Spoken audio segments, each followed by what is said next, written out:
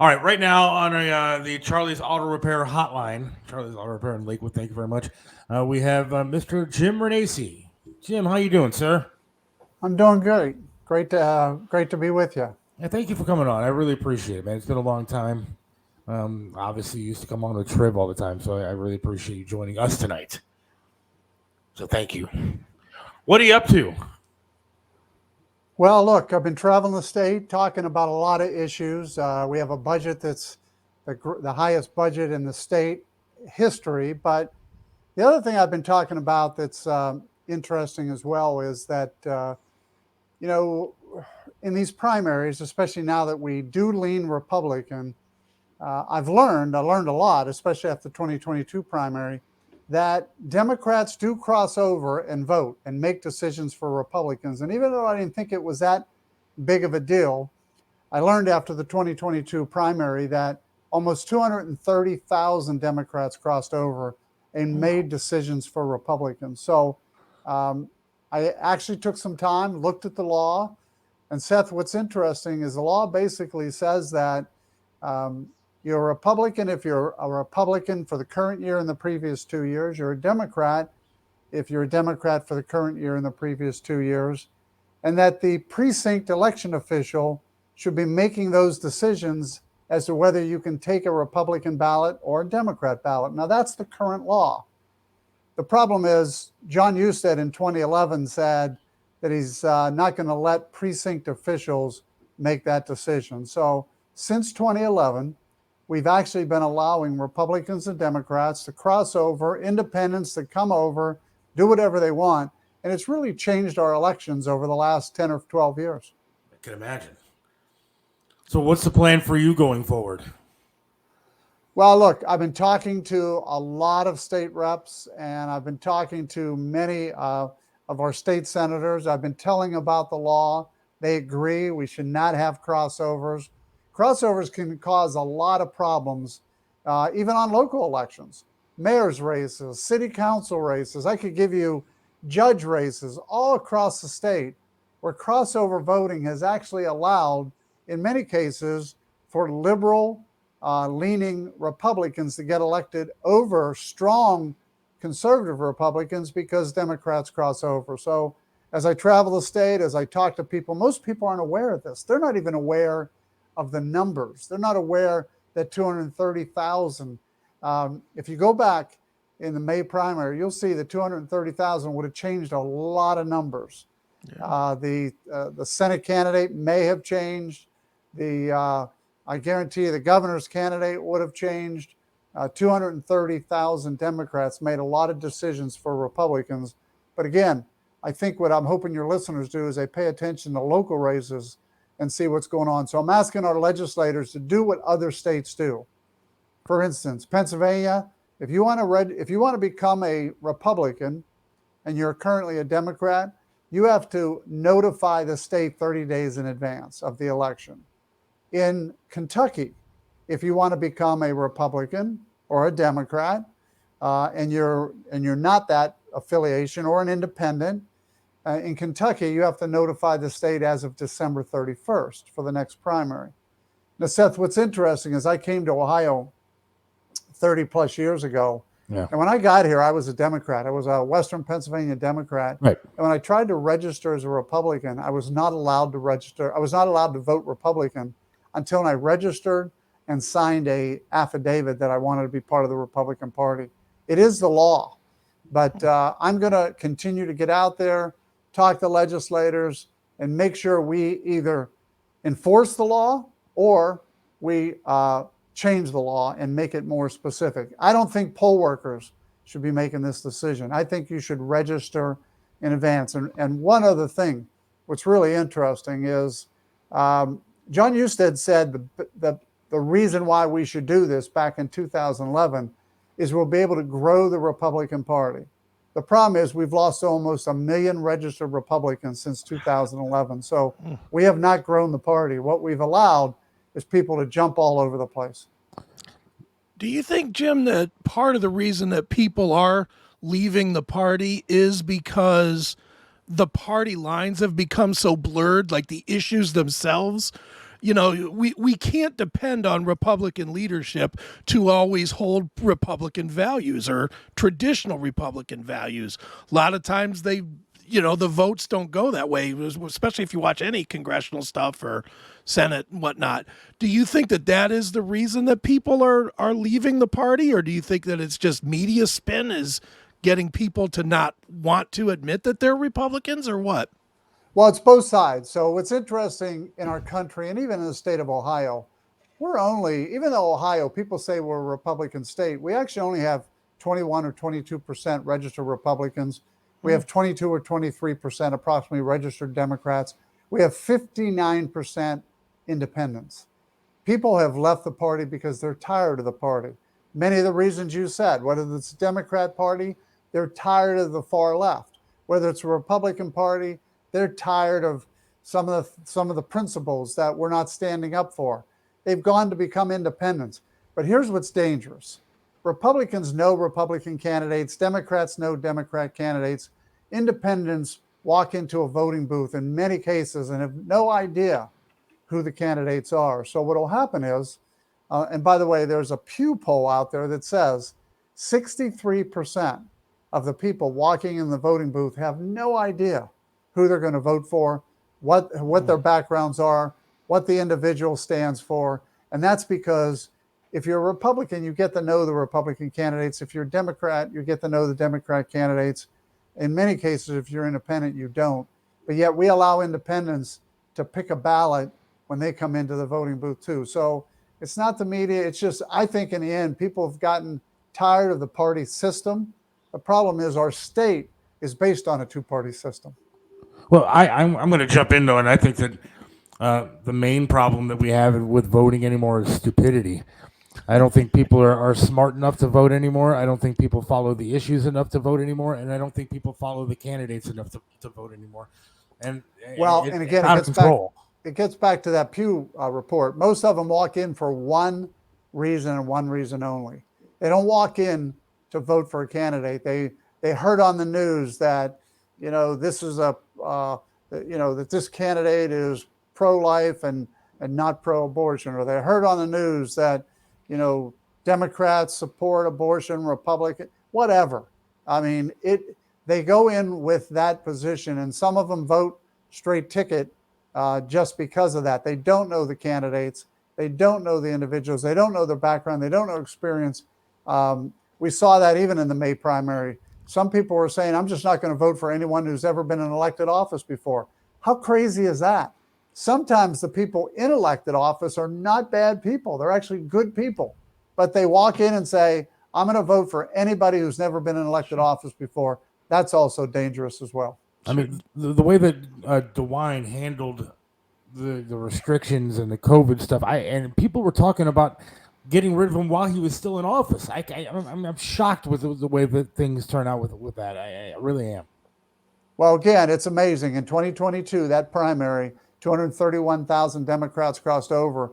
What I was learning about a month before that election was Democrats were being told via Facebook, via social media, via emails, via text messages to get in and stop the radical right, Jim Renacci, from winning the governor's race and vote for Mike DeWine. I never thought it was going to be that big of a number, to be honest with you, and I just wrote it off. But I learned very quickly afterwards that you can't write off the crossovers in Ohio. Apparently not. Jim, is there anything that we could do? And I'll tell you, just as a voter, the one thing that makes me absolutely hate the voting process is it's a two-part thing. One, the amount of just hate ads that are out there that are just, you can't vote for Jim Renacci because he kills dogs in private. The crazy ads that are out there. And two, the length of time that we have those ads. We're getting to 2 years out now, and we're starting to see ads for things.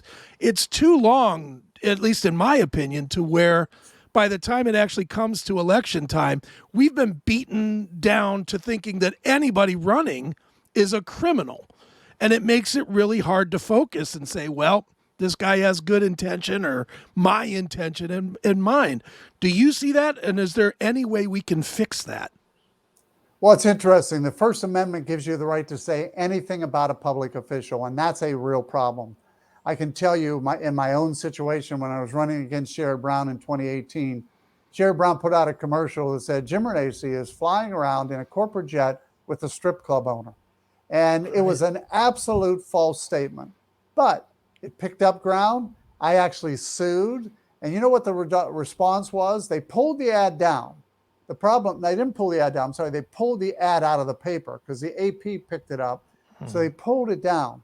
But then Sherrod Brown used the old ad and that was in the paper before because it never goes away on the internet. Right. And he used that to run the ad. So then I filed another case against him with the Elections Commission in Ohio. And the Elections Commission came back and said, anything's allowed, even if it's false. The problem is, Seth, false advertising, people believe it. It works 78% of the time, another statistic. And that's a serious problem. So how do we get rid of it? Well, it's a problem. You can't get rid of it because of the First Amendment rights. You know what the Ohio Elections Commission told me about that? They said, well, you know, if Sherrod Brown's lying about you, what you need to do is spend money to tell people that he is lying about you and recover from it. I said, that's ridiculous. That's absolutely ridiculous. But that is part of the system. I wish people would say, I'm not going to vote for anybody who goes after the other person with false information. That would be helpful. The other thing you said is, I agree. The length, I mean, let's face it, former President Trump was running commercials about Governor DeSantis for the last 3 or 4 months, and he hadn't even been in the race yet. Right. And yet he was able to say things that in many cases aren't true, or in many, because I served with Governor DeSantis in Congress. Governor DeSantis was doing things in Medicare and Medicaid that even former President Trump supported. But yet, President Trump came out and said, Governor DeSantis, former congressman, did this, did that. These ads, I agree with you, are ridiculous, but it's all about money. If you can sting a guy early, he or she can never win. And I think that's the key. One of the things I wanted to have you on about is to get your opinion on what's going to happen. What do you think is going to happen when it comes to this the presidency? Now that Trump is back, he already lost to Biden supposedly one time. Do you think he can? Do you think he's going to be the candidate? Do you think he's going to win? Well, here's what's interesting. Former President Trump has a solid 30, 35% base, might even be 40%. Those people will vote for him no matter what. They don't care if he's convicted. They don't care if he kills somebody. They don't care. They're going to support him. They believe the media is persecuting him. If there was only 2 candidates in the race, former President Trump cannot win because he does not have more than 50% support. But in a 3-way race, 4-way race, or even now a 5-way race with former Vice President Pence jumping in, it's going to be very difficult to defeat former President Trump in the primary. Now, roll forward to the general election. One of the reasons why I think President Biden is going to run is because he can defeat former President Trump in the Electoral College voting. And that's a real key. A lot of people don't understand. They go, well, wait a minute. I see polling that says Trump's beating Biden 54-46. None of that matters. What really matters is how each state calculates their votes. And today, if nothing changes, former President Trump needs to win 3 out of 5 states. He needs to win Georgia, Arizona, Wisconsin, Michigan, and Pennsylvania to win. Those are the 5 he lost in 2020. Yeah. And there is no way he's going to win Pennsylvania. No way he's going to win Michigan. And very doubtful, based on the polling, that he can win Georgia, Arizona, and Wisconsin, which is why most Democrats and most of the media is happy to see former President Trump win the primary, because I'm not sure there's a path in the general election. Now, nothing's impossible, but that's really the biggest fear, that Biden, who trips on stage and hits his head at Air Force One and can't put 2 sentences together, can win the Electoral College vote. It's crazy to think. I don't know how we change it. I don't know how we get a Republican back in office, because it seems like the left, the woke side, seems to be the louder side, and I don't know how we win. Well, Governor DeSantis will tell you somebody of more reasonable stature can win. Former Vice President Pence will say somebody who can run the country but not be as bombastic as former President Trump. Because remember, the independents drive those numbers. And if you look at polling, Republicans will vote for Trump in a general election. Democrats will vote for Biden. But the independents, I saw a focus group where independents said, out of 4 independents, 3 of them said they would vote for Biden over former President Trump, even though they would rather see Biden and Trump not be in the election. And that's the real problem for former President Trump. Do you when you see Mike Pence jumping in, to me that seems like just a wasted campaign, because he's automatically going to get all the Trump people to not vote for him. Even if he gets passed into the general election, the Trump people will not vote for him because they feel like he betrayed them, January 6th for one place, but across the board. Do you see him getting in just to kind of muck it up, not only for Trump, but also to muck it up for Governor DeSantis as well? Well, one of the things I'm seeing, and I'm part of a national PAC that looks at polling on a regular basis, one of the things we are seeing is the more people get in, they're taking votes from Governor DeSantis, who, is the closest to defeating former President Trump.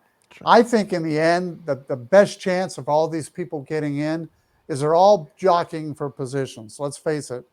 If DeSantis is the person that can win, and he gives Nikki Haley the vice president position, and he gives some of these others, offers them opportunities to be attorney general or whatever, in the administration, secretary of state.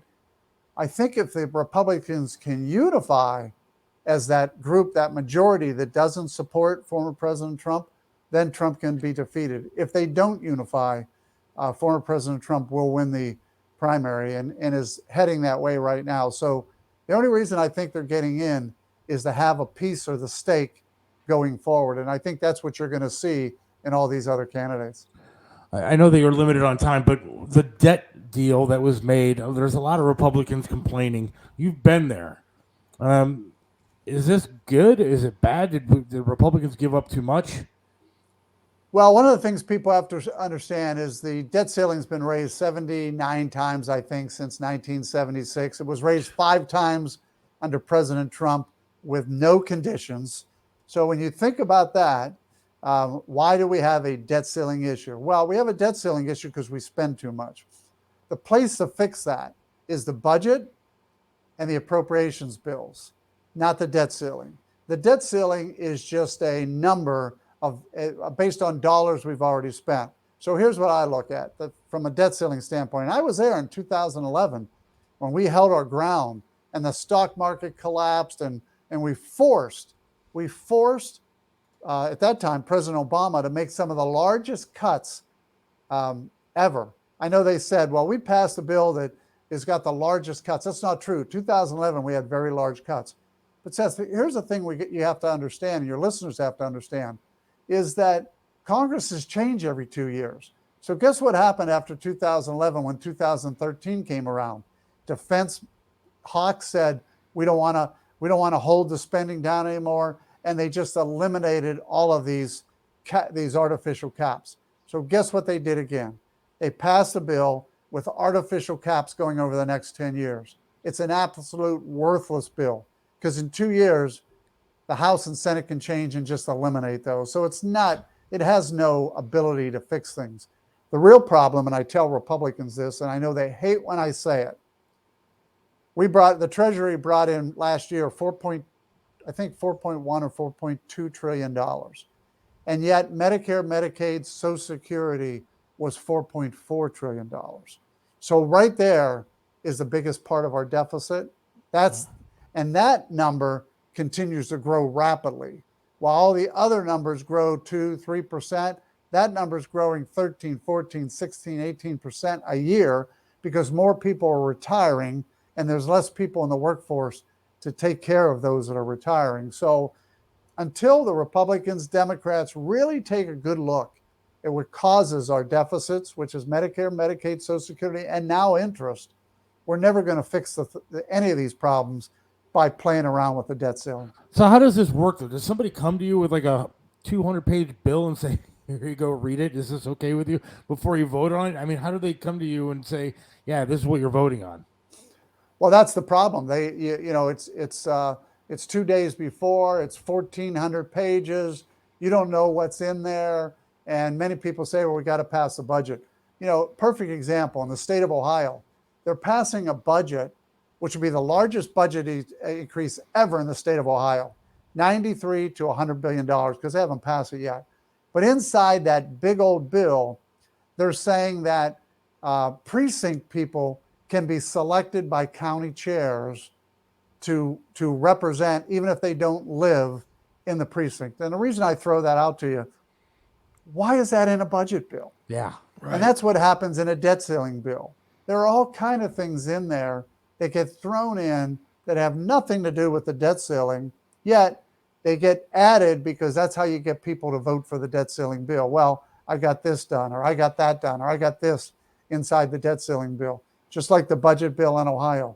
Politicians don't get it. They throw these big bills together, and it's very difficult. When I was in Congress, if I couldn't read the bill, I voted no. And there were many bills I voted no. People said, "You're not voting for military increases in pay." And I go, no. I'm not voting for a bill that I haven't read. I don't know what else is in there. Right. How is there no oversight for this so that you don't get these pork things jammed into these bills? Should there not be some agency or something that's whole purpose is to keep the bills on target for what they're supposed to be for? Well, what happens is everybody gets to Congress. They want to get their pieces of legislation passed. I'm going to give you a great example. I had a really good bill. There was a standalone bill. I was on the way. It's one of the reasons why I left Congress. I got so fed up with this. I had a bill that was going to save the federal government. It was a taxation bill. It was going to save the federal government 15 billion, 20 billion. I can't remember the exact number. It was a simple bill. It should have passed alone. But at that time, Speaker Boehner wanted another bill passed, and he knew I didn't support it. It was a spending bill on roads and bridges that was just unpaid for and should have never been passed. So what's he do? He takes my bill and throws it into this big bill. And then he comes to me on the House floor and says, "Renacci, you want your bill passed? It's now part of the big bill. Now you pass my bill, we're passing your bill." So the vote came up, I voted no.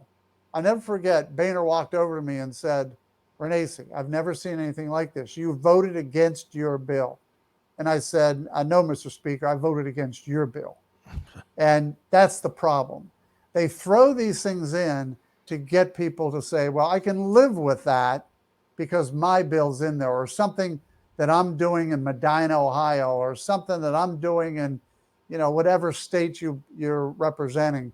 It helps my state. So I was able to, pass that, even though there was a lot of garbage in it.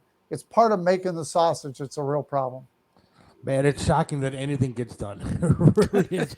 I don't know how this all works. It's so crazy. There's so much stuff that it seems like junk anymore that goes on. I mean, they talked about work requirements for welfare. Well, you should have to work. If you're able-bodied, you should be able. You should have to work. But people are arguing over this. It's amazing that anything gets done. Well, I got to tell you, in the state of Ohio, that's a great example. I think between 30 and 40% of Ohioans are now on Medicaid. The Medicaid budget is 50% of the total spending in Ohio. So we do need to have work. I mean, why are people getting Medicaid? Why are so many people in Ohio getting Medicaid? Well, it's driving up our expenses. You know why? Because they can. And because even if they're working, they can get some, that the best story I ever saw when I was traveling the state of Ohio, I remember a business owner saying to me, he pointed out a woman and he said, she's making, 24 or 25,000 a year. He goes, I offered her a position making 32,000 a year. He said, you think she would have taken it? Here's the problem. He says she gets 7,000 in Medicaid reimbursement. So she said, well, I'll lose that $7,000. So think about it.